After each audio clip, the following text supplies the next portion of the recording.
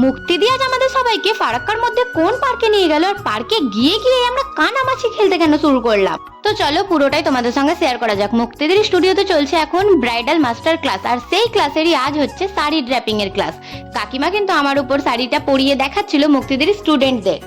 তো এটা ছিল কিন্তু প্রথম স্টাইলের শাড়ি, যেটা হচ্ছে একটা ব্রাইডাল শাড়ি বলাই যায়, মানে বিয়ের দিন যেটা পরা হয়। আর এটা ছিল একটা রিসেপশন ব্রাইডের জন্য শাড়ি ড্র্যাপিং। কাকিমা যে কি সুন্দরভাবে শাড়ি পরাতে জানে এটা তো তোমরা সবাই জানো আশা করি। এখানে দিদির সব স্টুডেন্টরা প্র্যাকটিস করতে থাকে একে অপরের উপর শাড়ি পরিয়ে। তারপর ক্লাস শেষে কিন্তু আমরা চা খেয়েই চলে যাই। দিদি আমাদের নিয়ে যায় একটা পার্কে, যেই পার্কটা হচ্ছে হলি ফ্যামিলি স্কুলের একেবারে সামনেই। অনেকদিন ধরেই পার্কটা আছে, কিন্তু আমার একবারও যাওয়া হয়নি। আজ মুক্তিদির সঙ্গে গেলাম ফাইনালি। আর অনেকদিন পর পার্কে গিয়ে কিন্তু আমরা সবাই বাচ্চা হয়ে যাই, মানে সবাই যে যার মতো করে মজা করতে থাকে। তারপর কিন্তু মুক্তিদি বলে চল কানামাছি খেলি, আর আমরা সবাই নেমে পড়ি কানামাছি খেলতে। আর হ্যাঁ, এখানে কিন্তু সঞ্চিতা, লাবণীদি, আমি, মুক্তিদি আর কাকিমাও ছিল কিন্তু আমাদের সঙ্গে। সবাই মিলে অনেক এনজয় করেছি। অনেক মুক্তিদির সঙ্গে থাকলে তো এত এত মজা, অনেক অনেক গল্প, সেগুলো তো হয়ই।